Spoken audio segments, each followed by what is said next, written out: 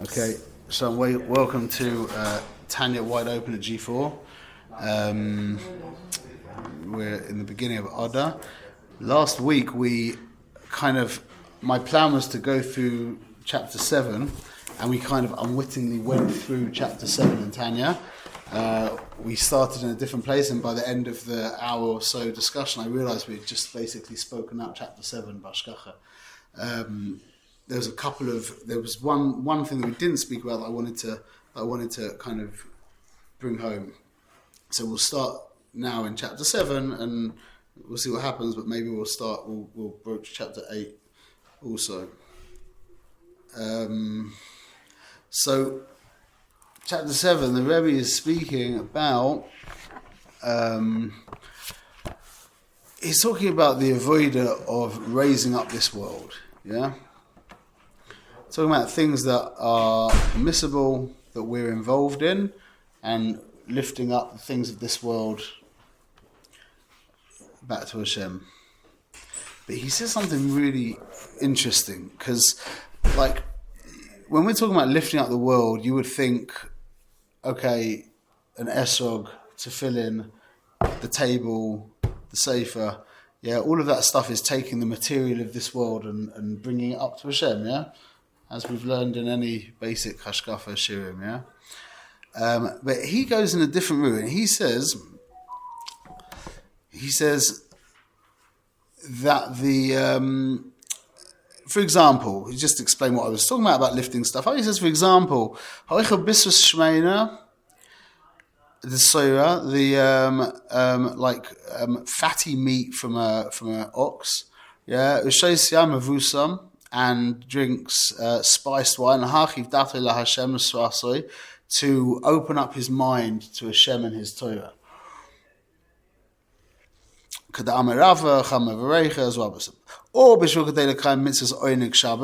to be Mekayim in the midst of Oinig Shabbos, the Yom Tov.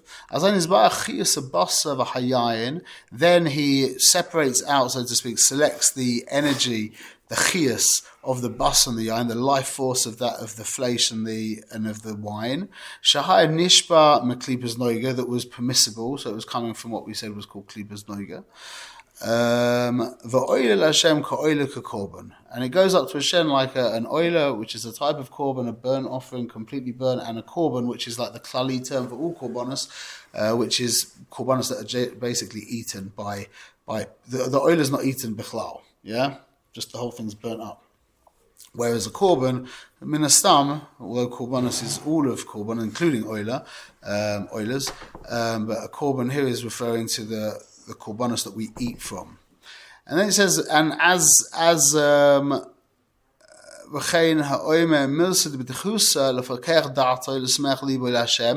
the idea of saying some kind of funny thing, you know, rabbis start with a joke. I don't do that usually. Only just like not very good. They have so many jokes at hand. That's from the Gemara. Start with a joke, and that opens up people's minds, etc. So you hear it's a little strange, like why didn't he? Because he talks later on about the idea of lifting up the physicality of the world, but he brought it wasn't like, why don't you talk about the basar of the flesh of the esrog, or the leather of the tefillin? That's like the standard thing we talk about, yeah? Yeah? What he's talking about here is pleasure, which is the ikar korban that we give to Rabbeinu Shalom. See, there's a reframe, I'm sure I've said this, but there's a reframe. Instead of talking about saying that something gives you pleasure, the reframe that really gets it into perspective is not that something gives you pleasure, it's that something touches your pleasure. That to understand that really helps you work out reality, yeah? It's not like you eat a piece of chocolate and there's pleasure in the chocolate. Yeah, the essence of who you are is called pleasure. The very essence of who you are, whether you want to talk about, your animal soul, your godly soul. Let's just talk about your humanity, yeah, as a human, not as a godly being, yeah, not as a Jew, as a human being. The essence of what you are, of who you are, is called oineg. From that is mispashet. What's the next level of oineg? Ratzon? Yes, kol hakavod. So oineg and ratzon are like inseparable. Pleasure and will. The pleasure is what drives will. If you want something, yeah, that's because there's some kind of pleasure in it, or the avoidance of the anti-pleasure, which would be called pain. Yeah, it's the same thing. So ratzon and pleasure are almost inseparable. Yeah, when you get very technical, we can talk about them separately. But they're one is the inner and one is the outer. It's like in Kabbalah, that's talking about like Atik Yomin and Arich Ampin, and we don't. So infrequently we discuss Atik. Yeah, we talk about Arich all the time, but that's in Chabad that would be called Ratzon. Yeah, not just Chabad. That's how it filters down the Maisa. Yeah, so you don't need to talk about the motivating inner essence unless you want to get very granular and you're trying to discuss a very specific topic, because it manifests as Ratzon. So the foundation of who you are, the essence of who you are, is called oineg. That immediately becomes manifest as Ratzon. Okay? That's just energy. Ratzon is just energy. Then that gets, let's see if you can fill in the word here. Ratzon gets blank by seichel or moichin or intellect. Ratzon gets blank by seichel. Figured out. Processed. Yeah. Clarified. Better. There's a better word. Unpackaged. No. Assessed, like how to go about it. Organized. Yeah. But I was thinking Seder Masuda. It gets. Wait, what's is it organised? Clarified. No. How would you translate Seder? Order. Yeah, it gets ordered. Organised. It gets ordered. Ratzon is just power, just energy. So you like think I really want something, yeah? Or I really love. If you really love something, that isn't Ratzon. That's Ratzon enclosed in the movement towards. That's called love.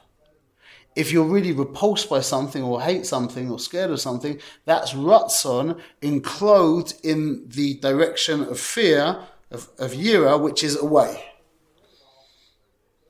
So you say, I want something, yeah, if you really want to be careful and understand the system really clearly, you have to be careful with using the word want, because a lot of time we use that as, we're not really talking about Ratzon. Ratzon is just energy. It's like Chashmal. What's Chashmal? Chashmal is just dangerous. Yeah, you have to channel it through either a mazgan or through a tanur or through a light or whatever it is. Yeah, now that's called ordering that energy. But what is it by itself? Energy. It's just energy. It's not too. So when you say I really want something, what you're really talking about, what you're saying is that's your ratzon being filtered through your midah of ava, of love. And can it only be filtered through, at least initially, between Ava and Yira, and then everything else? It always starts with Ava and Yira? There is only Ava and Yira. Everything else is just it's important. That's an important point. Oh, Shamyo. That's a very important point.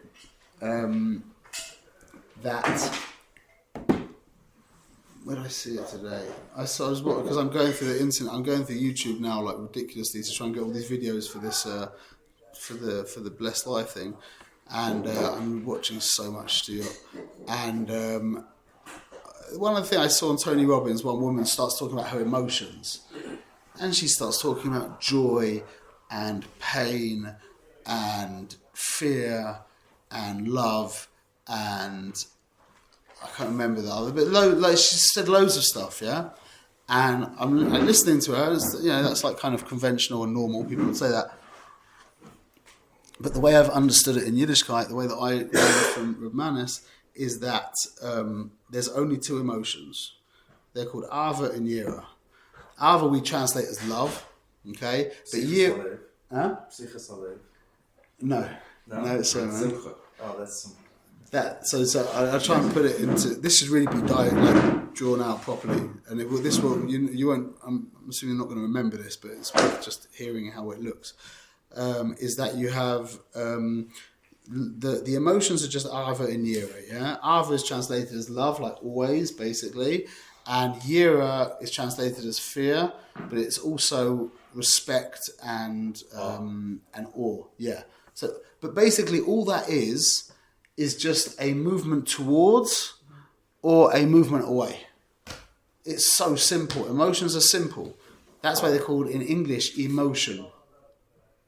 I don't know what the E's about, but the motion bit I understand. Yeah, it's either taking you to something, and I think even more accurately, love is not about taking you to something.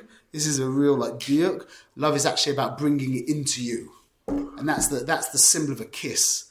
If you think what is a kiss is just a little suck. That's what a kiss is. So that the symbolism of that is you're bringing it into you, not that you're moving towards it.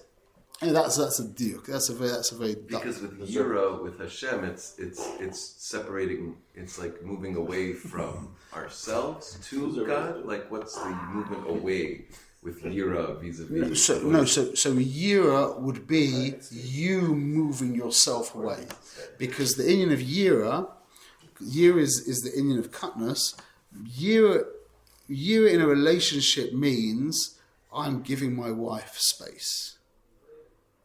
Now, that doesn't mean that you go out the room and lock the door, yeah? But giving your wife space would mean, this is a great example, is that the mazgan is on, yeah, you're hot and she's cold, as is the case, and you go and turn off the mazgan.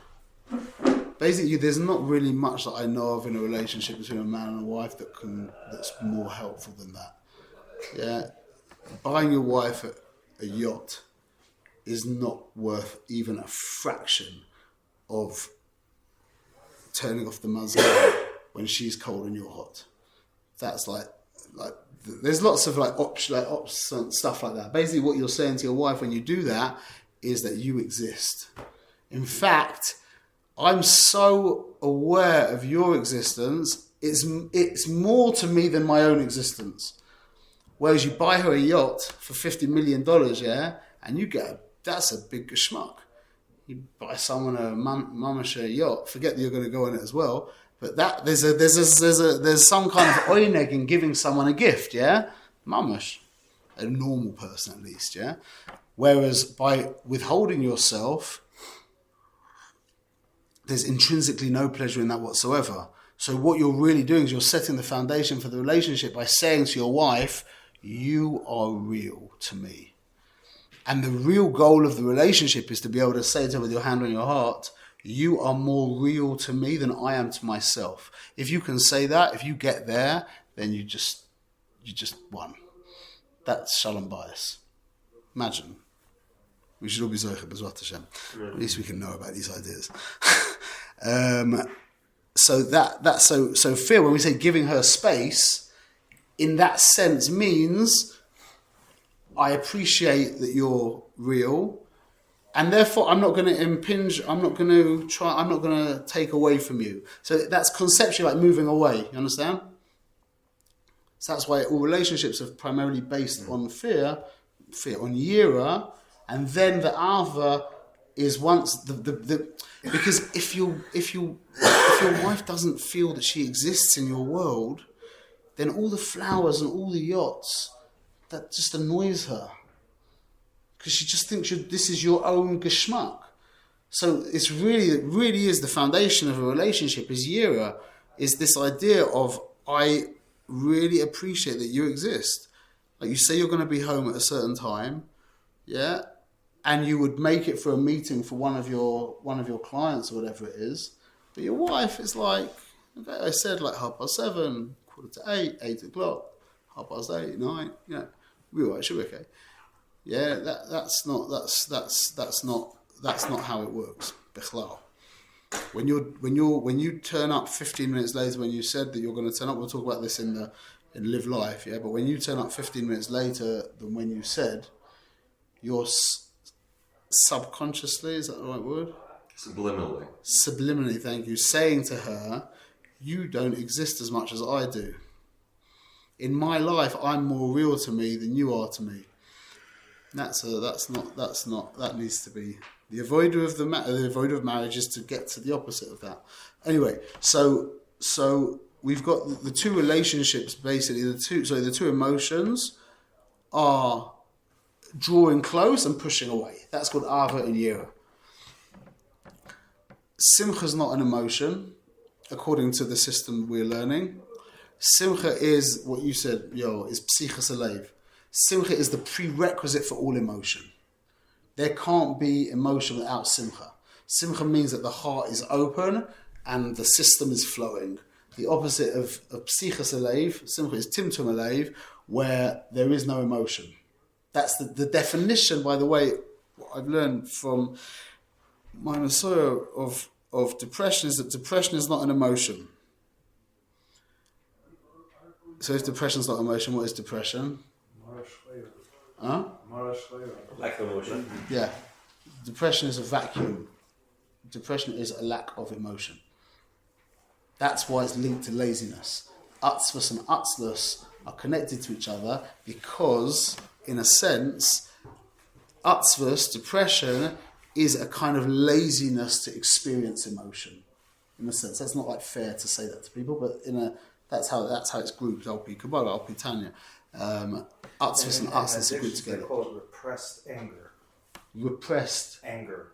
So that's not depression. No, but I'm saying you can, right? But you didn't mind? No.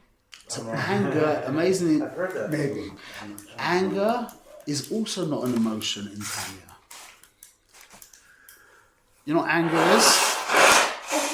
What is it if it's not an emotion? This is a game changer. Oh, I deserve. Yeah. What is that? Yeah, you're right. Why? What is anger? It's giving it to your pleasure. Anger is a pleasure, not an emotion. Moedic, like eating chocolate. Eating chocolate is not a pleasure. Eating chocolate is not an emotion. I'm feeling right now that I'm eating chocolate. Anger is a pleasure, not an emotion. That's an amazing idea. That really is. And that's a big 180 to like the rest of the world. They call it a release.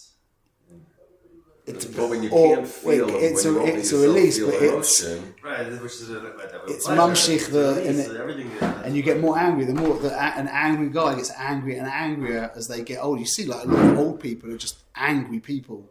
If you let go of your anger, if you don't, all anger is a bad reframe. Just means that you've confused yourself for Hashem, and you think that what you want really actually makes a difference. That's all anger is. So you just need to work on that to realize that you're not the center of the universe, and who cares what you want? It's just irrelevant. Mamash couldn't be any less relevant. What is righteous anger then? To call that kina, like to be a kanoi. Yeah. So that's a dangerous question because it depends if the guy's worked out. A lot of kanois, maybe all of the kanois that I've ever encountered, is just selfish, just self-indulgence. To be a real kanoi like Pinchas, I don't know if I've ever seen such a thing. To be genuinely burning, like to be like burning with anger because someone's like going against reality. Like I don't know. Well, like this anger. People confuse anger, this righteous emotion, but really it's just a pleasure that they're getting, and it suits them and their world. That's the point. That's the point. It's just their self-indulgence and their self-pleasure that they get to, It's the story of Chaim. It's where the guy was a kanoi in his office, and he's this non-religious Jew. I don't know whatever it was. This kanoi was yelling at this guy. He was being upset. So Chaim says, not like that. So the guy says, yeah, but you're a big kanoi yourself. You're Because but I don't want the person to be doing that. You want more people like that so you can yell at somebody. Yeah, that's one of the things I saw. I heard, this was years ago now, online, there are two rabbis who are like fire against Rab Manis Friedman. And people probably know, saying, I'm not going to want to mention their names, whatever. So when I first heard, this was a very important thing for me, because I bumped into one of these guys 2-3 years ago, I don't remember, and I've been like Dovek to Rav Manis for 15 years. I've listened to him for thousands of hours. Everything that I know, I'm a Talmud Muvak of Rav Manis Friedman. I don't think many people can say they're a Talmud Muvak of someone. I really am a Talmud Muvak of Rav Manis Friedman. Everything is from Rav Manis. And I bump into these guys online. One of them said Yemach Shemoy about him. I was like, and they were, huh? It's usher to say on a Jew. Usher to say on a Jew, yeah. I couldn't believe it. And listening to them being mavaza him, like it was, and I started to cry. But not because of the Genoy to Rav Manis. I was crying, when I checked myself, I was crying because I was choshish that I've wasted 15 years of my life and he's a Russia and I have to go and redo everything. I thought that. So I got to work and I started listening to these guys to make a decision. I only realised later how healthy a thing that was to have done. Because usually what would happen in that situation is like we've been talking about with paradigms, yeah? Is to be able to break a pre-existing paradigm is usually most people don't do that. You just go against whatever's trying to cause you discomfort. So this was good to see that I did this, and so I started researching, listening to these guys speaking, and there were lots of giveaways, lots of things that they said that just showed me that they were really shakor in Klippa. And one of the things that there was a lot of them, but one of the big things was that when they would talk about his rishus, you could see their simcha. They were like enjoying it. That shows you that that's not real. If a yid sees a yid doing something wrong, yeah, and he's angry about that, that's coming from a broken place inside of him. It justifies their judgment. It justifies their judgment. They live off that. You send these bad guys. Yeah, it's just, again, it's a pleasure. It's a pleasure. That's a pleasure. Now, just to touch on what you said, you said that they were involved in their pleasure. What was the loss you used? Well, they're thinking they're being Laman Hashem, and they're just getting a high off of it. And it's why do they want the pleasure? What? Why do they want pleasure? Why do they want pleasure? Because they're full of themselves. They like themselves. They're. So why do they want reality pleasure? is more There's a kid out. bigger than. Why do they want pleasure? Because they're alive. So There's So it's a not kin. bad. There's a kin on there. There's a They're kind kin- of the person for what that's they do. that's coming from pleasure. But the whole point is pleasure. They're getting angry for the pleasure of it. Yeah, what is that? And if you understand this, you understand everything. They get covered from that. But The cover to pleasure. That pleasure can only be driven by lack of self-esteem, self-worth. What you just said is exact in like not in the language I was going to say it. You almost nailed it, 100%.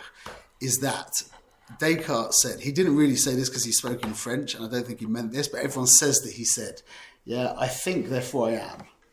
Yeah, that he. Cogito ergo sum. What? Cogito ergo sum. That's what he said. That's what he said. Yeah, that's it. Sounds different. Something. That's what it means. Yeah, but I'm not sure if it means to think. Whatever. Anyway, people. Like cognition. So that's more like it. Yeah, I'm conscious. Therefore, that makes more sense. So the idea, I think, therefore I am, is a bit silly. I'm sure he didn't say that, but I think after everything that I've learned, the correct way of saying it, and I think you'll agree with me, is to say it. I'm experiencing pleasure, therefore I am. That's what's driving pleasure. The drive of pleasure is to be. you're never being as much as when you're having pleasure. You with me? Like you you can't. I mean, it's your Pleasure, ratzon for life. like I mean, it activates the sensation of life. Exactly. That's the point. That's why we're plutzing for pleasure. Our lower side is plutzing for pleasure because our lower side is scared stiff of dying because it's mortal and it's so aware of the fact that it's not going to be here forever. Yeah. Every bayat in your life, everything that you do wrong, everything that you hate about yourself is because you're scared of death. When you boil it down to the mamash, you boil it down to the essence of the problem, is it's a fear of dying, it's a fear of not being. It's a fear of ending. Tony Robbins, I saw this week, he called it the fear of not being enough. You could call it millions of different things, lots and lots of different things. He said in his, the way he always chaps in that he's, worked in 187 different countries and he's met every time he talks, he mentions how fantastic he is. I love it because he really is like amazing. Yeah, but he makes sure that you know it every single time. and this is what a tzaddik gomer doesn't have. This is what a tzaddik, as opposed to a Benoni, doesn't have. Doesn't have this fear of dying. Doesn't have this. The tzaddik gomer. The difference. Remember, the difference between the tzaddik gomer and the tzaddik she'einu gomer is that is on the pleasure of their animal soul.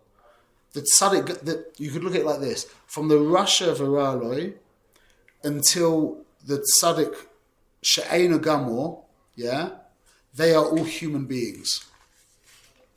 The tzaddik gomer has kind of like transcended.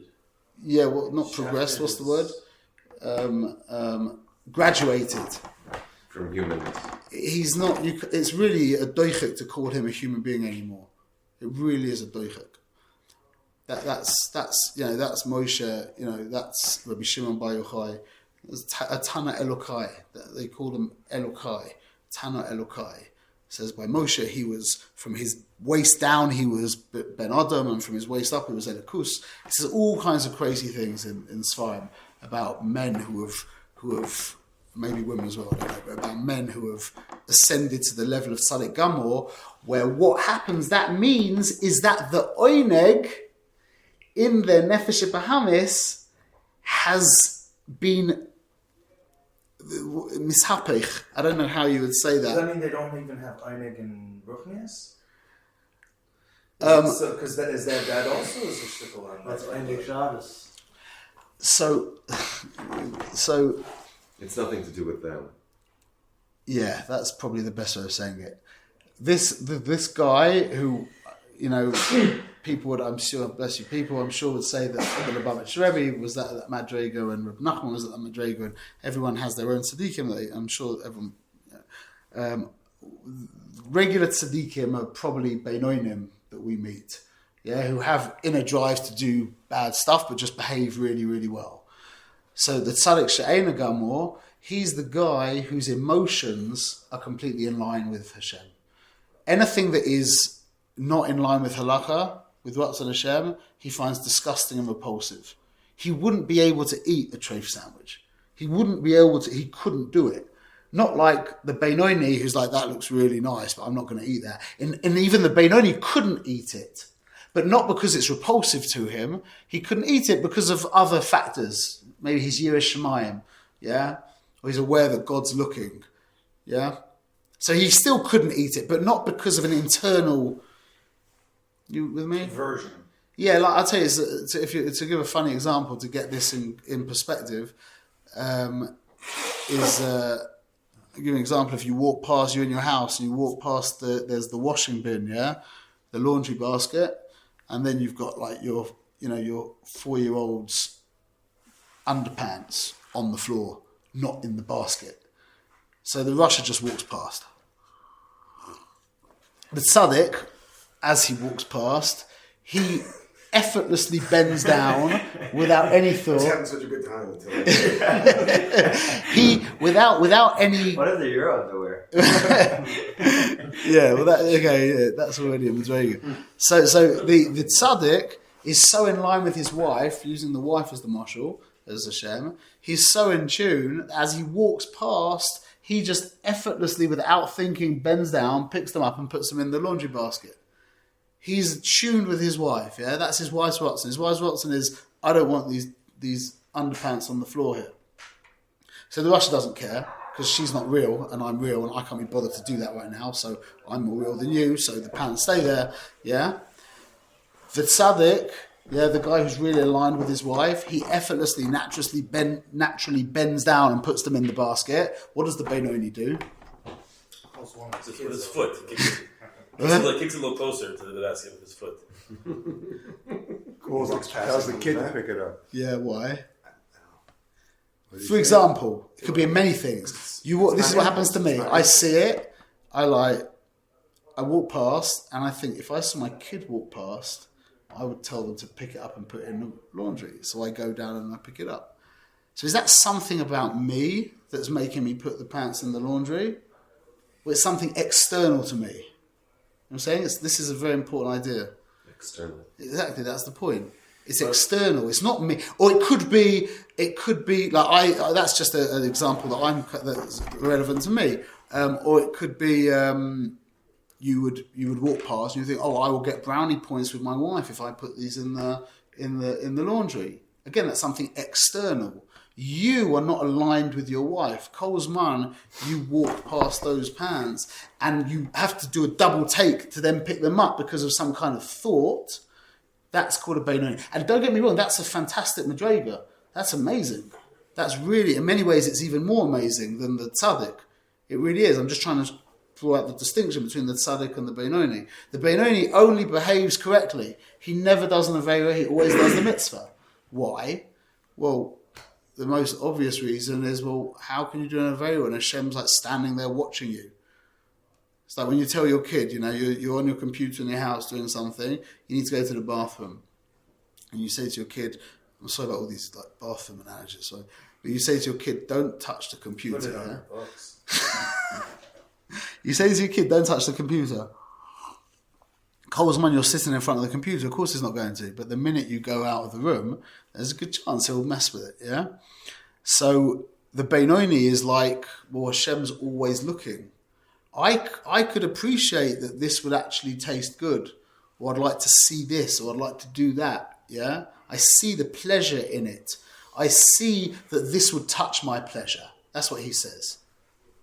So what? That seems to imply that the Benoni is only living in Yira. In Yira, the lashon you used was Tzimtzum, right? Like that can the Benoni live in Ava? That's the Avadai, but the foundation of the relationship is that idea that Hashem is more real to me than I am to myself. That's the foundation of any relationship.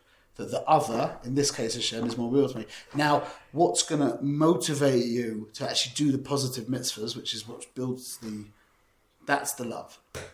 Meaning the power, the energy to not go against Ratzon Hashem is predicated on Yira. The energy necessary to perform a mitzvah, is a very important point, is not in a rote kind of way, which Yira would do. The energy of Yira could do a mitzvah, to do a positive mitzvah in a kind of get it done kind of fashion. Yeah? But to really go into the mitzvah, that takes ahava. Right. So it's like the difference in... the Benoni can access that. 100%, and he's chayav to 100%. It'd be like going to the flower shop. Well, if he picks up the underwear because he knows it'll bring him closer to his wife, then that's ava. It's just external to him. It's not something that should be upset if I don't. Not something that right. Whereas a man who's genuinely aligned with his wife, and this is really the avodah of marriage, and this is just the microcosm of the big picture, is a man who's genuinely aligned with his wife. He takes out the rubbish, the trash, whatever you call it. He takes out the trash, not thinking, I'm doing something nice for my wife now. He's just, there's not really a way to say it. Our leg hurts. It's an experience of your wife. It really Why is. not your wife though? When it needs to be done, it stinks. It shouldn't be there. Yeah, okay, fine. So Even that, the yeah, underwear, because okay. it shouldn't be on the floor. You put it in the laundry. It shouldn't be there. Yeah, I That's agree your with you. So you could, opinion, but you could, you know that your wife, it drives her nuts when the trash is overflowing. Yeah, maybe it drives you more nuts. So this wouldn't apply to you. Yeah, so you're okay. But you understand the idea, yeah? It depends on who takes what roles in the house, yeah? But I just, taking the trash out is usually the man's job, so I'm just giving that as an example. But when or doing the washing up, yeah? When there's a bunch of washing up to be done and you're in a real relationship with your wife, the washing up dissolves. There is no washing up. There's just an experience of the rotzen of your wife. Do you realize it's so funny because what's more your wife, her goof or her rotzen? Vadai. What's the question? You saw. I mean, how do you see that? You saw that from October 7th with all these Rishoyim and Meshiganas. They were prepared to give up their life because of their rotzen. Rotzen is much more the person than the goof.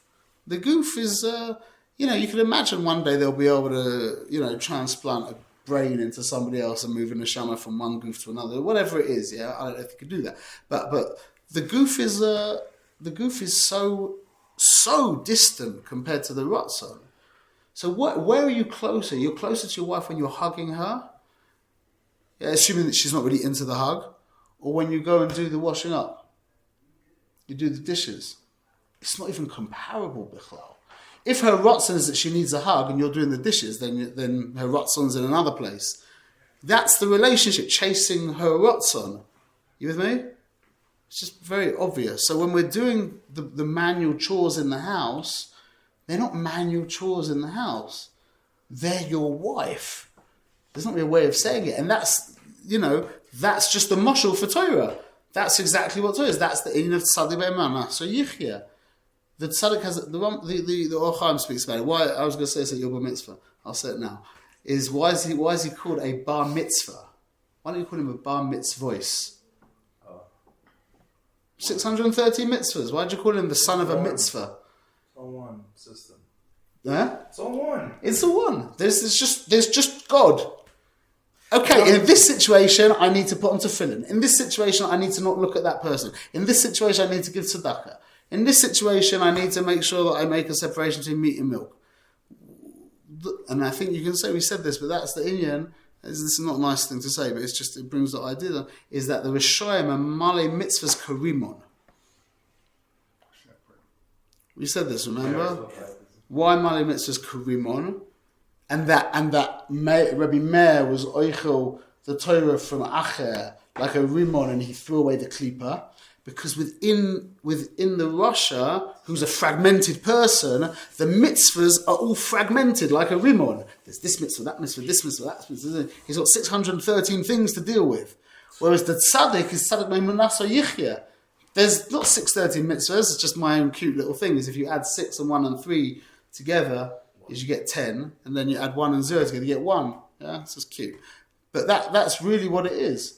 All the mitzvahs 613 are all offshoots of the 10 of the Aseret Adibros. The Aseret Adibros are an offshoot of Anoichi and Loyiyah. And Loyiyah is really an offshoot of Anoichi, so all you have is Anoichi, and what's the first letter of Anoichi is Aleph. And that's it. And Aleph is Alufa Shel Olam. Aleph is the Yud and the Vav and the Yud, which is 26, and it's silent, and it manifests every sound, and it's the first, and it's one, and on and on and on. Aleph is Hashem. So that's the world of the tzaddik. The world of the tzaddik is there's just one. And that's how it should be in your with your relationship with your wife. I'm not even going to say lahavdil. I just want to point out that Hashem gave a whole manual for his ratzon. Yeah. The Torah. Yeah. Our wives don't give us a manual. To figure out the ratzon is you be running around. So it's not. That's the difference between the wife. And, I hear what you're saying. You know. At pretty much at every moment, you know what Hashem's ratzon is. But after a few years, you start to chap. But the problem is that with the Hashem's ratzon, I have no. There's no. Enjoyed it very much. Say again. Look, after a few years, I've only been married for 20 years, yeah, and I'm starting to chap a little bit. I can see how, give me another 10, 15, 20 years and I'll start getting good at it, yeah? But that's the goal. And that's, by the way, the inyan, that is what it means, a chassid. What does that mean, to go lifnim mishur din? I always heard that lifnim mishur din just means do more than what you're told to do, yeah? It's bichlal, not what it means. Bichlal, read the Ramchal. He says, unless he doesn't say that, bichlal.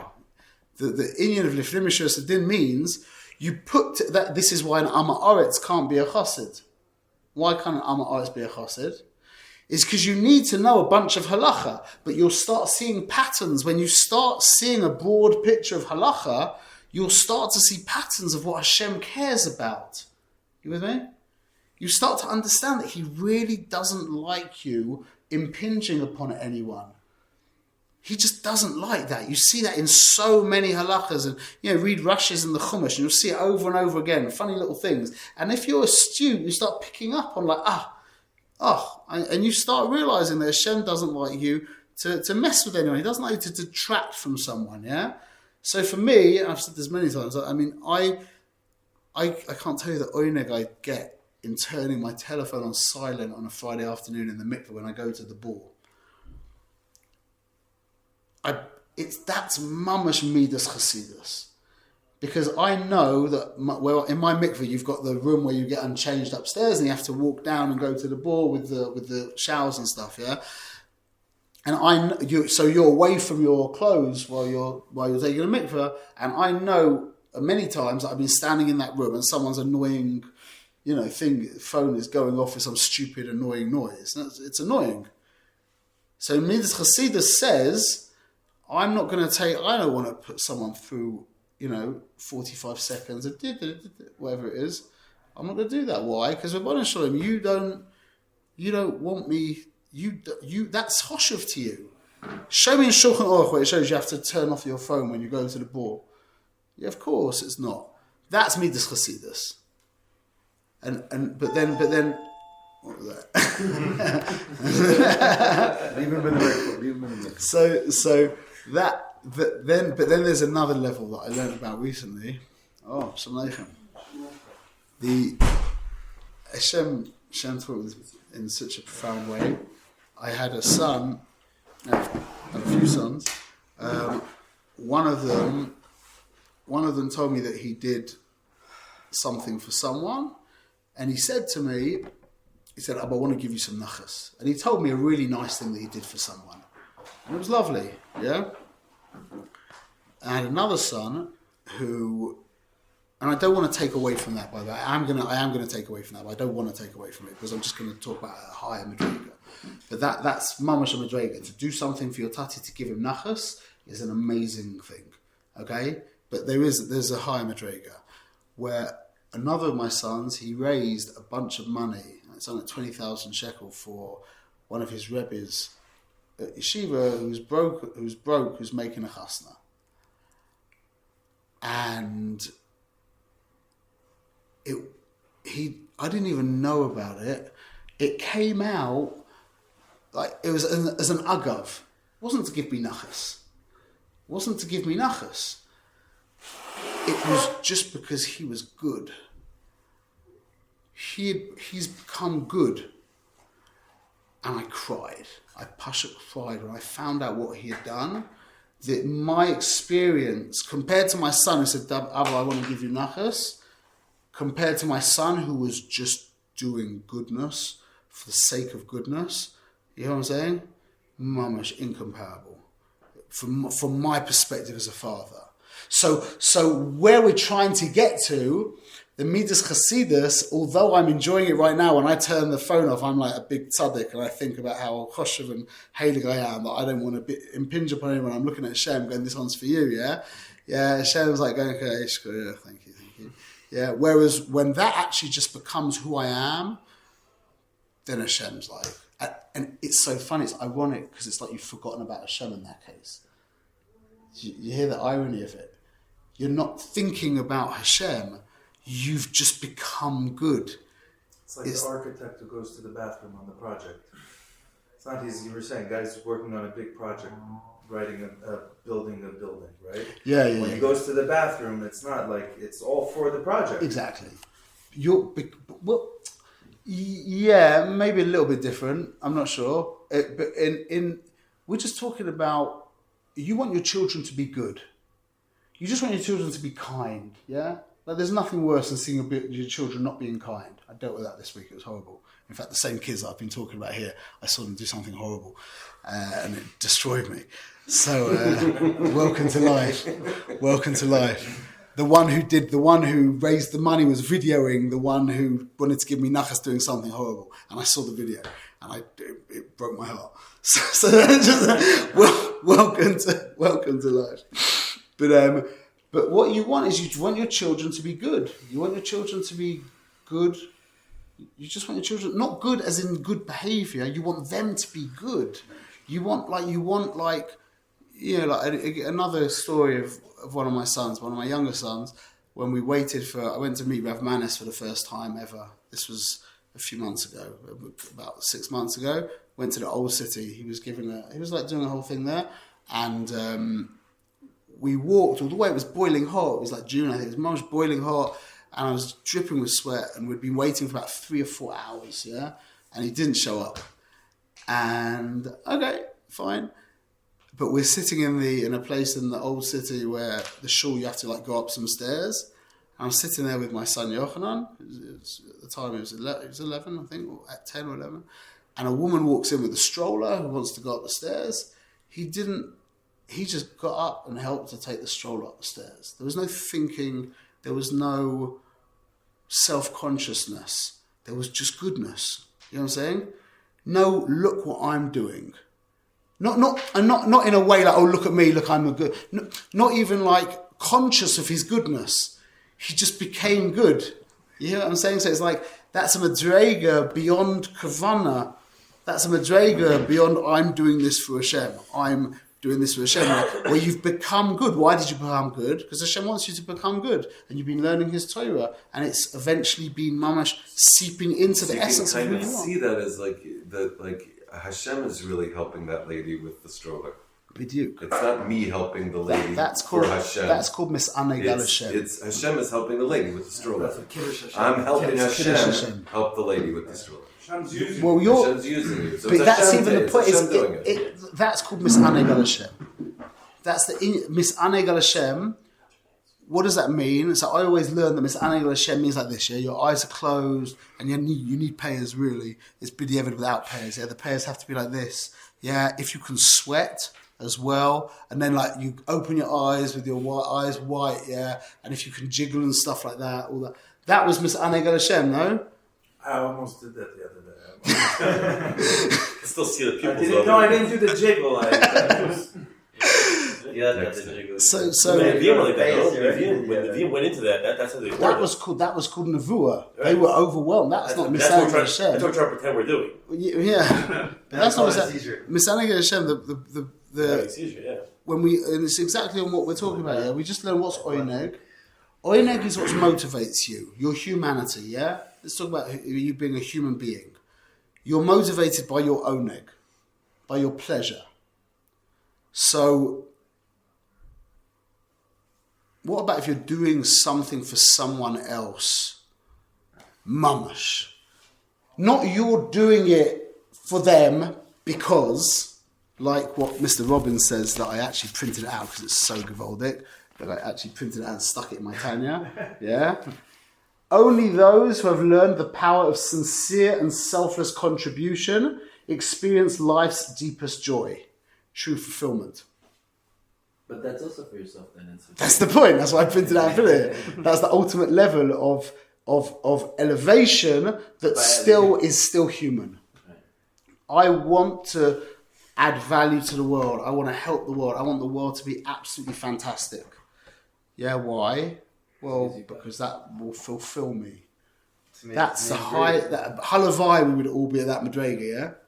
That's the best his own name. He's making a name for himself. Yeah, but it's not more. That's already a more kind of prost way of saying it. And just he wants the fulfillment. That's what the Tanya says is the definition of a human being. Is that's when he calls them kulura. He says that human beings are kulura. Why? Because he says that if you dig down deep enough, you'll find a nakuda emtsai of why are you doing this? Right, that's what I'm thinking. Yes. He's really ultimately just doing it to have his name great, and like you said, there's fear, really it's just fear of death, so he's going to This is the point. This is exactly the point. Gone, and then he'll have, I did this for the world. So that's called, if what he's doing is something for Hashem, yeah, which it could be, that's not called being mis'aneg al Hashem. Mis'aneg al Hashem means that he's doing his mitzvah through you. You're just a keli. You're just an empty vessel, and it's he's motivating you. Like I've said this before, you probably forgot. I'll say it again. A very good example of this I had was with my daughter, Dina, who I was going to daven, and you have to remember this. I got in trouble for this because I actually enjoy davening because I've been investing so much time into it over the past few years, and that's available. The pleasure of davening is available to everyone. You don't need to go to seminars. You don't need to even learn that much about it. You just need to invest the energy in it that it deserves, and it will start to become a pleasure. Anyway, but that's an important point, is that I actually enjoy davening, and I was leaving early in the morning to go and daven. I have to take a bunch of guys as well that I go to my minyan that I go to, and I get a phone call from my daughter who was up, and she's like, "Oh, but I really don't feel well. I've got like a bad tummy ache, whatever," and I said, "Do you want me to come?" I can't remember if I said, "Do you want me to come back?" Whatever it is. What happened was, as I was getting in the car to go and daven, to do something that I wanted to do, yeah, my daughter tells me that she needs me to be there with her. Now, there's a steerer. There's a steer between my daughter and me. I want to go and daven. My daughter needs her pleasure. My pleasure is davening, and her pleasure is that Abba's sitting next to me when I don't feel well. Yeah, that's a real steerer. What happened? As I opened the door, I immediately closed the door and I walked back to my house and sat with her without thinking I'm going to be a good Abba. It wasn't a thought of me being a good Abba. I'm doing the right thing now. What happened conceptually? Her oineg, and don't think that her oineg is in her. She's in her oineg. Oineg is not locatable. It's not in a location. What happened conceptually is that her oineg, not trumped, you could say trumped, what's the word? Overwhelmed my entire system. So her oineg replaced, overwhelmed, trumped, whatever you want to say, trumped my oineg, and I effortlessly walked back upstairs to her bedroom to sit next to her. Who did that? Conceptually, she walked up the stairs in my goof and sat next to her in the bed in my goof. You hear what I'm saying? That's mis'aneg al Hashem. That's mis'aneg al Dina. Yeah, but that's bittul. Total bittul. That's bittul could just be that your oineg is dissolved. Yeah, that could be like the Eastern level of bittul. But when your bittul dissolves, when your oineg, not when your bittul dissolves, when your oineg dissolves, then what's left is you're just apathetic. Yeah, which is a lot of the Eastern literature that I've read. Whereas what we're talking about here is that your oineg is overwhelmed by his oineg yisborach.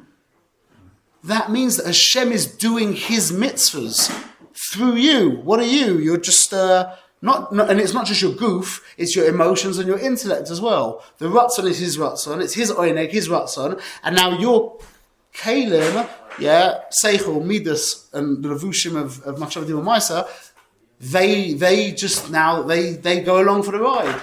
So since this is why that's what you said, is that's a kiddush Hashem. That's mamash a kiddush Hashem. When Hashem enters into his world at that point. So what does it mean if your Rebbe's I become transparent. Yeah. Yeah. Do his will so that he does your will. Okay, so that's a good question. So the Mishnah says there. What's that?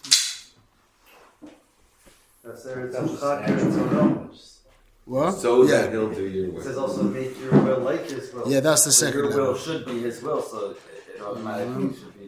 So it sounds That's like at the beginning. the willstone is great. Yeah. Doing his So it says, will. who haya oimer? Who is this? Who's in the shoes? Wait a minute. It is Rabbi Gamliel, B'nai Rabbi Yehuda. Okay, so it's Rabbi Gamliel, B'nai Rabbi Yehuda. He says a whole bunch of stuff. And then at the end he says, Hu haya oimer, asay Ratzona kiratzonecha. Make his ratzon like your ratzon. Kadei shi'asa Ratzonecha kiratzonoi. That's the lower level, meaning you're doing his ratzon like you would do your ratzon, which is the level that Kovi talks about for Lahavdil, like with your employees. When you, the best way that I've learned to deal with employees is where you make them feel that they have their own business within your business. So they start taking their job personally in your business. If you can do that, and that I found the most helpful way of doing that is the 3 words: you're the boss. Say that to ISOs. What's that mean? Independent sales operators. Within That's what my whole business model is. Yeah, so good. So that really what we're saying is that they've got their own bit. The mashava is that they've got their own business. It just happens to exist within your business, and then they give it everything. Yeah. So that's that level, which is that's a madrega. That's mamash madrega. Yeah. So that's and eventually, if you do that for long enough, he's gonna now. Your Ratzon will become like his Ratzon. That's not what it says. That's the first. That's what. If you do that long Kadei enough, then he'll do shi'aseh, your ratzon. that he will make your Ratzon like his Ratzon. Yeah, the Pasha Pshat is not like what I'm saying, but the way we're reading it right now is that so he will make your Ratzon, meaning that you're in business for yourself, but it happens to be in context of his organization. But if you do that for long make enough, your eventually you're going to business start priority. identifying with the organization, and it will become like he made your Ratzon like his Ratzon, and then Batul Tzoynachem Ipnei Ratzonoi. Yeah, now listen to this, is Modik. Your Mavato, your Ratzon before his Ratzon, which is what we're talking about now, where his Ratzon overall like with my daughter, and then why? Kadei Shiavatel Ratzon Acherim Ipnei Ratzonecha. What does that mean? He'll be Mavato Ratzon Acherim. What's Acherim? Sisra Achra, meaning the world. Before your Ratzon, but you just said you're Mavato your Ratzon. So how can he say that? It doesn't make any sense. That you're Mavato, Batel Ratzonechem Ipnei Ratzonoi, be Mavato your Ratzon against his Ratzon Yisbrach. Now where's your Ratzon? It's gone. And then he says, so that he will be Mavato the Ratzon of others to your Ratzon. But your Ratzon just went away. No, you became godly. That's what we're talking about, exactly what we're talking about here. You became godly, so now what happens is the whole world bows to you. Why? Because they're not bowing to you, they're bowing to the Rebbeinu Shalom. The tzaddikim, the whole world bends to the tzaddikim. Tzaddik goes there. The whole world bends to the tzaddik. Why? Because it's not really bending to the tzaddik, it's bending to Ratzon Hashem. Hashem is bending Ratzon Acherim to his Ratzon. It's now just you and him have become confused with each other. Alignment. Hmm? It's an alignment. Yeah, man, Once you it's make a merging. Your It's- Ratzon as his Ratzon. Once you do all those steps, your Ratzon is Hashem's Ratzon. There's no contradiction. There is no your Ratzon There's no anymore. contradiction. That's the whole point. That's like So what I like when it said. says- Second you're gonna Shlav, you're the gonna get second what you Shlav, want. I hear you, but By the then- first Shlav is still a little. What's It's, the I guess it's just the introduction. The lower, It's a the lower yeah, level. exactly. That's the leveling point. up. This is the first. You can't just go into that relationship with your daughter. I mean, is he talking about in time? Is he talking about two different people? He's talking about I consent. don't. It's a progression, meaning that you have to Progression. start. You have to start with. That's Yourself, why Hillel yourself. says that alayich sami Yourself, lechaver lo savid. It has to start from your sense of self. That's what we said. We saw in that the picture I uploaded was you have to become someone you can believe in. Yeah. And now once you can believe in yourself, now you have to believe in yourself. Once you believe in yourself, now you can believe in other people. Once you believe in other people, now you can actually believe in the Rebbeinu Shalom. The whole thing is predicated on your understanding the Yom and the Amma. Because why? A Russia is a NCP, non-player. Non-playable character. Thank you, an NPC. What? Yeah, we won't say who said that. An NPC is a guy in the computer game who's part of the computer game, not you, not the avatar that you're in the computer game with. He's just a graphic. That's what a Russia is. A Russia, we'll talk about that on Sunday, B'ezrat Hashem. A Russia is a guy, well, it's not really a guy. There's no person there. He's also Ratzon Hashem. He's also Ratzon Hashem. Exactly. Just he's being used like as opposed to he's become Ratzon Hashem by default, as opposed to like us, B'ezrat Hashem, who we've chosen to be aligned with Ratzon Hashem. But that's the inyan of being. That's the. So we're getting back to the original whole thing. Is that remember we mentioned Dekar? About touching your Ratzon, that touching your Oineg is driving everything, because that is the fight. The fight of the Jew is between my reality and his reality. That's it. Who's more real to you? By the ultimate tzaddik, there is no other reality. There's Einod Milvadoi. That's what Moshe said. Einod Milvadoi. There's just Hashem's reality. There's Kalim. Yeah? That's not a separate thing. You know? That's not a separate thing. There's Kalim. Look, I see hands, and there's emotions, and I understand there's a seichel here, but that's not mine. That's really the transition. The transition of becoming. The transition to Yiddishkeit is a transition from. The first level is giving up ownership of everything. Yeah? Everything's hefker. Doesn't mean you give up responsibility for it, but it means you give up ownership, the idea that you own something. Then the ultimate level is you give up the idea of the part of you that can own something. The first madrega is I can own things, but everything that I own is yours, Rabbeinu Shalom. That means there's me and you, and that's a very high madrega. But the madrega of the real tzaddik is that he gives up the part of him that's able to own stuff, meaning himself. So he doesn't see any duality in reality whatsoever. You with me? So you see Kalim walking around, it's like you see pictures on the screen. It doesn't mean there's anything more than the screen. That's the thing. These Kalim are just, that's a man who's misaneg al Hashem. Like when I gave up my davening for my daughter who needed me to sit there, and I obviously have a nice relationship with my daughter, a real relationship with my daughter, that was like she inhabited my body, or she overwhelmed all my kalim. And I went and I sat with her, and it wasn't just my body was there, I was speaking to her in the way that she needed to be spoken to. And I was feeling towards her in the way she needed to be feeling, the way she needed to have me feel towards her. Why? Because there wasn't me there. You know, I don't know on what level this was, but just to explain the point, there was her she had inhabited not just my goof, but my all of me. You with me? That's the tzaddik. That's the tzaddik. The seichel, the midas, and the levushim are all for the Rabbeinu Shalom. So what is there? There's just the Rabbeinu Shalom. I'm just like a cup. So that's going back to the Tanya. That is what the Tanya was saying over here. He was talking about the ultimate thing that we're giving back to the Rabbeinu Shalom. Remember we mentioned he spoke about all those different pleasures, and that's why Shabbos is so integral to Yiddishkeit.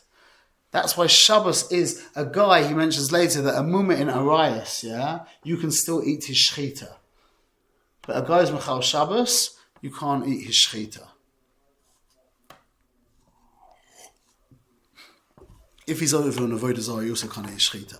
But Arayas, which you would give your life up for, that's of the Gimel Chamurim, shvichas damim, avodah zarah, and gili Arayas, you give your life up for.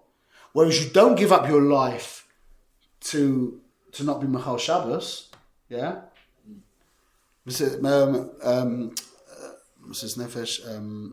Pekuach nefesh is doicha Shabbos. But Gili Arias, the guys over on Gili Arias, you can eat his shchita, whereas by Shabbos, and we know Shabbos is the benchmark of Yiddishkeit. Are you Shomer Shabbos? I know someone very dear to me who's basically as close to being Shomer Shabbos as you can be, but he just can't go that next. He can't take that little jump to become Shomer Shabbos. Yeah? Why? Why is Shabbos so intrinsic to Yiddishkeit?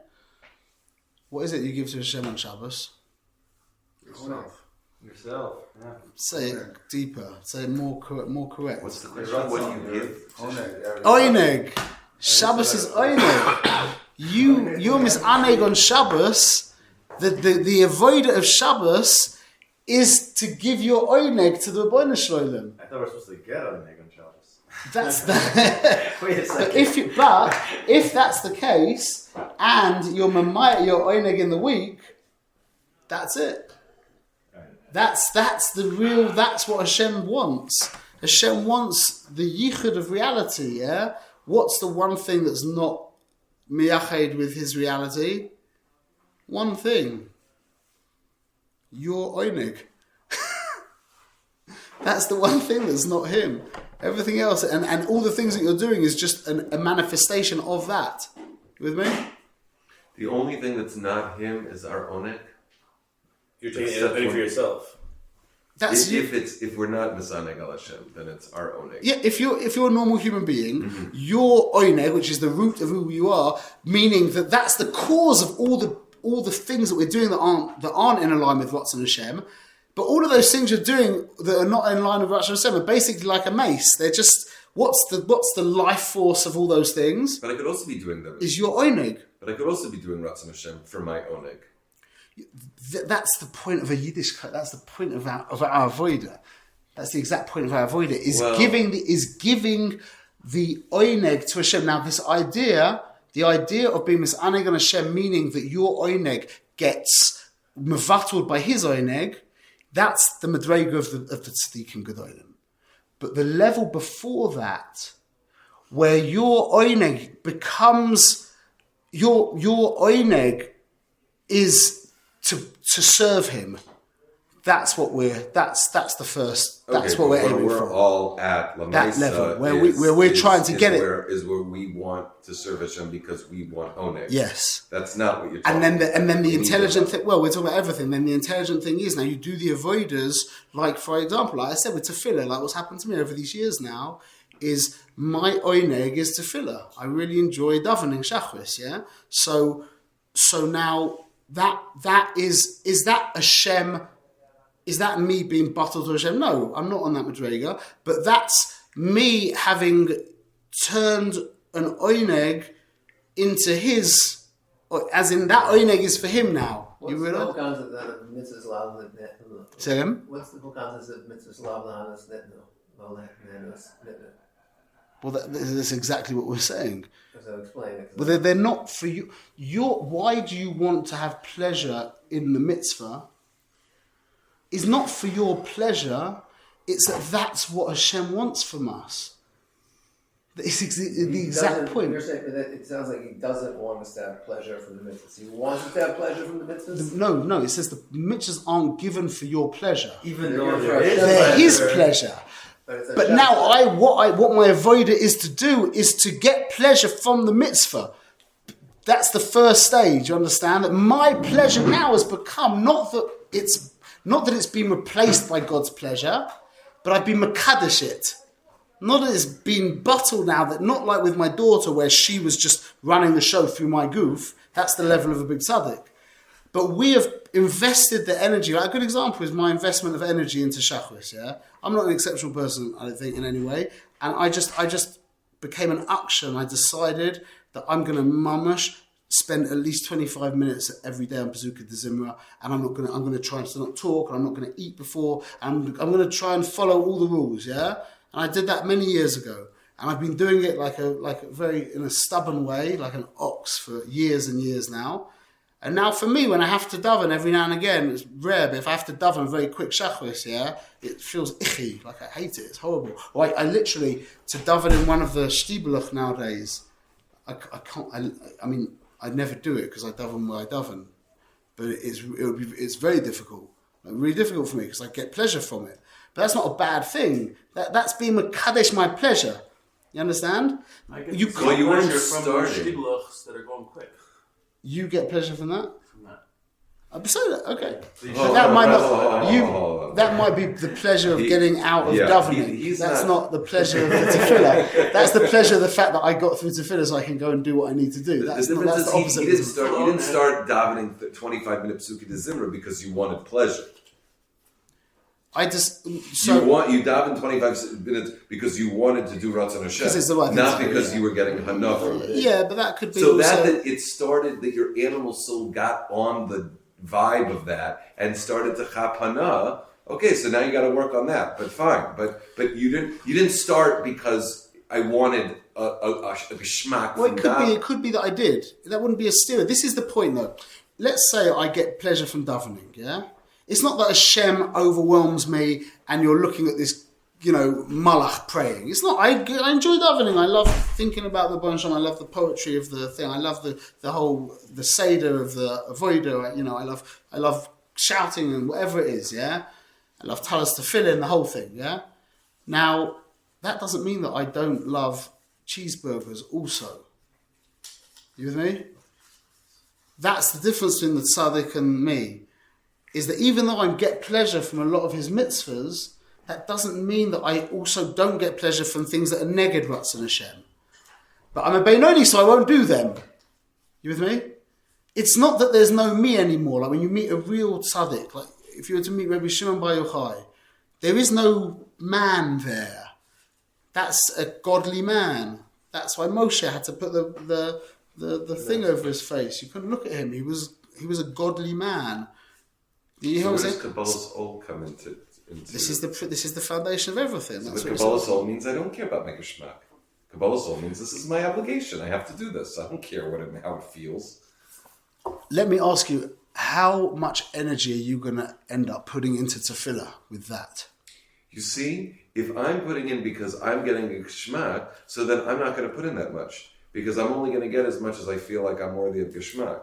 And so it's going to be some days it's going to be like this, some days it's going to be like that. But if I say, I'm not doing this for my geschmack, I'm doing this because Hashem is creating me, He woke me up this morning, and He wants me to daven. So I'm doing it, I have to do it for them.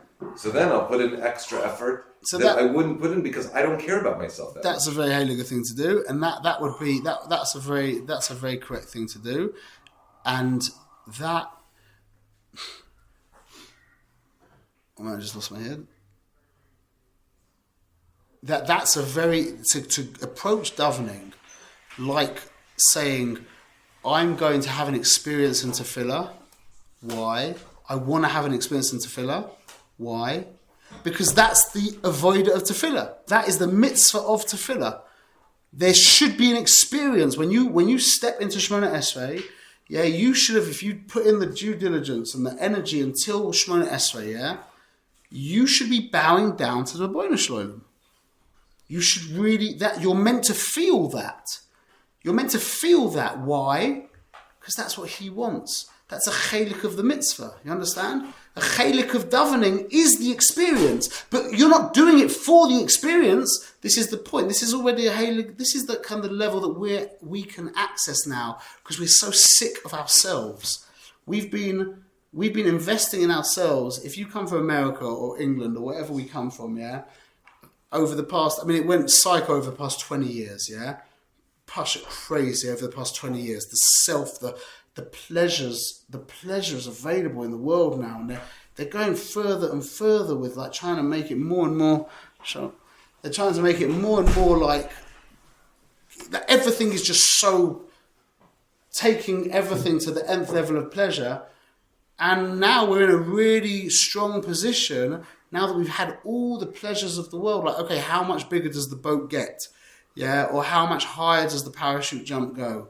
Or how much more sugar can you stuff into that much of, you know what I'm saying? And then all the tivers on the internet, I don't know about the people with the things that people watch online, Chaz v'Shalom, Rahman al-Islam, and it goes deeper and deeper. That's everyone, all the psychologists talk about it. It just goes down and down and down. It's not like people just stop at the filth. That's not how it works, yeah? Why? but if you use your brain a little bit, you're like, what is this? I've gotten over pleasure. It's like rich people, like we said before, rich people know that money is ad kan. Poor people don't know that because they haven't got money, but rich people got money. They know that money just takes you this far. And all my real issues, money isn't helping me. In fact, in a lot of cases, money is exasperating the problem. That's a side point. But because a person has money, he knows, he might not say it, but deep down he knows that it's not about money. Money can't buy you anything valuable. That's ironic. That's a good quote. Money can't buy you anything valuable. Everyone wants relationships, real relationships. They want to feel that they're doing something. They want to feel that they're effective, that they're living with purpose. They want to all the things. The money doesn't do that for you. So we're in that position now, like you just said, that I'm not davening so that I have the geschmack, because that's what annoys me so much about these seminars, which is all about the experience. It drives me mad because it's like, it sounds so correct, but when you think about it for a minute, it's like you're sitting on a treasure chest and you're like, you're not aware of the fact that you are now, all of us in this room, I'm absolutely sure all of us in this room now are ready to ascend our own pleasure. We've had more pleasure. We probably had more pleasure this week so far than our great-grandparents had in their entire lives. Look, open the pantry in my house, yeah? They would get an orange or an apple and they'd like treasure it for weeks until it started getting a little bit schwach, and then they'd start to eat it because, you know what I'm saying? They would sit and, when it's raining, they would... Imagine, we just take for granted the fact that we've got roads not made of mud. Yeah, imagine 150 years ago, the roads are all made of mud, it pours down with rain. Imagine what you would look like. You walk into your house, it's not like you've got a lovely radiator, you've got a fire. Yeah, you're coughing your guts out. What do? You're wet, you've got no other clothes as well because they're all wet and soiled. You can't do the washing. Imagine what kind of tsaros life was like in the winter, just stomazoi. Forget not having pleasure, the tsaros of life, of just running in this world without concrete, or without hashmal, without running water. Like, what happens when your washing machine packs up? It's like you turn around to your wife, like, okay, so I'll see you down the river. I'll drive you down to the stream. I'll pick you up 8 hours later. That will be terrible now. That will be terrible now. But then that was normal. That was normal, yeah. But they were used to cracks and stuff in their skin. They were used to that. I'm saying the pleasure that we're used to now. Like, imagine sitting in a room that isn't at a decent temperature.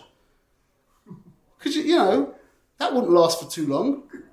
There would be an uproar. People would go on strike. Imagine there was a draft. It's a bit cold. So you got some guy there like looking really angry, like I'm a bit cold. It's like in the old days it was like, are you dead yet? No, so shut up and listen.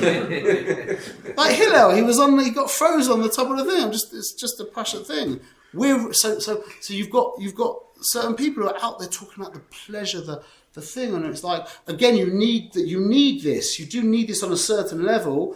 But that's not what we're aiming for. Well, isn't that the whole paradigm shift of the Tanya? That it's not about serving God better. It's about totally shifting from this being about me, and this being about you, not me. Yes, it's the difference. Like we said, it's the difference between me bringing my father the slippers and the new mindset of it's about my father having the slippers. And don't forget, that's now Achdus Hashem, because if I just care about my dad having the slippers, then it's irrelevant whether I bring them to him or you bring them to him. Whereas if it's about me bringing my father the slippers and you bring him the slippers, that's a little difficult. That's maybe the reason why by the Kivrei Tzadikim, we wear talis, tefillin, kriyas Torah, everything, yeah? And you go to a regular basic kavaras and you have to tuck in your tzitzis. Why? Because the regular basic kavaras is full of beinoinim who are serving Hashem. In the worst case scenario, they're serving Hashem because they want to serve Hashem. So then when they see you with your tzitzis, that's hard for them. Whereas when you're by a tzaddik, He's like, bring it on, Talus, Tefillin, Kriyas Torah. I just want Hashem to be served. It's just a remez to the Inyan. The tzaddikim, it's not about them serving Hashem bichlal. Like we said, if you plug everything in what we've spoken about, because there is no them. There's just the tainug ilah, whatever you want to call it. Yeah, the misaneg al Hashem that replaces their whole system, and the motivation now becomes the Rebbeinu Shalom doing his own mitzvahs in his world. You with me? So that's Shabbos. Just to get back to the point, we'll finish off. Is that Shabbos? You're giving a korban of Hashem. What's your korban that you're giving to Hashem? Is your oineg. That's the korban of Hashem. Not that you're... Now, how do you do that? Because when you actually enjoy the chocolate cake, you can't... See, I always thought that eating the chocolate cake on Shabbos, again, should look like the guy with having the experience, yeah? And it always used to annoy me that I'm eating a chocolate cake and I'm like trying to like, you know how you've seen the tzaddikim do it, yeah? And you're like thinking, and eventually you're just like, shut up, man. Just eat the chocolate, enjoy the chocolate, it's Shabbos, yeah? And then you realise that that's what Hashem wants. What's the key? The key is, you're not going to like this maybe, the key is to try and not eat the chocolate cake in the week.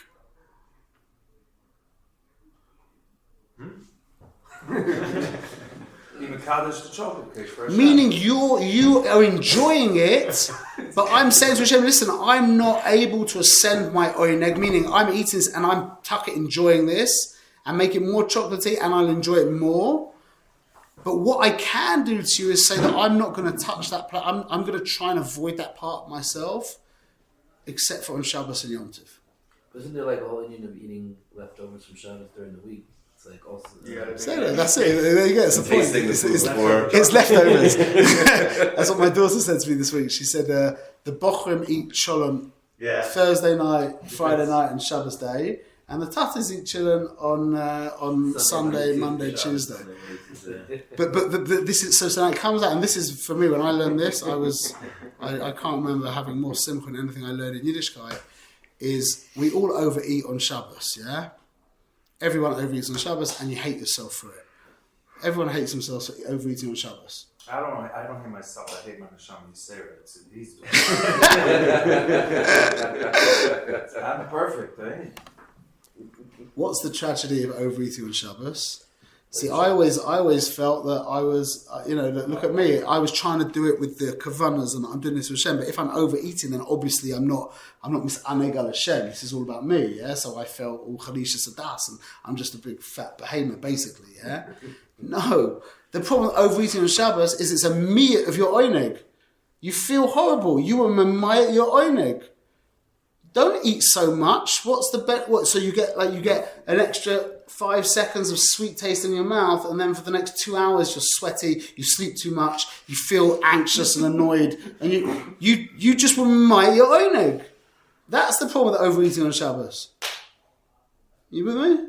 It's very pasha. It's not the game. Is not this. It's not. It's really a simple game, and that was what. So we didn't really get to the seventh chapter, the 8th chapter, but that was really what I wanted to bring home from the 7th parak, is that what we are trying to offer to Rebbeinu Shalom, although the whole world goes up, and we're giving the plastic, and we're giving the wood, and we're giving the wet, and we're giving the peiros, and we're giving all of this stuff to Hashem when we're being over to Hashem, it's all going up, avadai, 100%, givaldik. But the ikka thing that we're trying to give to the Rebbeinu Shalom is our oineg. And that's what he says, ka'oila u'kakorban. Why say the two lashonas that you're giving? He says the basar and the yayin that comes from klipas noiga and it goes up to Hashem. Ka'oila u'kakorban. Why the double lashon? Say it's an oila, it's a korban. Because the oila is the inyan of the tzaddikim, which is less choshev. It's just, that's ma'elav. There's no me there bichlal. The korban is when you eat from the korban and you're giving Hashem not the basar of the, that's a secondary aliyah. The basar of the behemoth, the ikka aliyah is your oineg that you're giving to the Rebbeinu Shalom. Why? Because you're eating nice food in context of his ratzon. Shkoyach. That was it. We should be zeichet to give our Ratzon and our Oineg to the Boiler Shalom. They say you don't gain weight on Shabbos. You get fat. I had, yeah, that's interesting.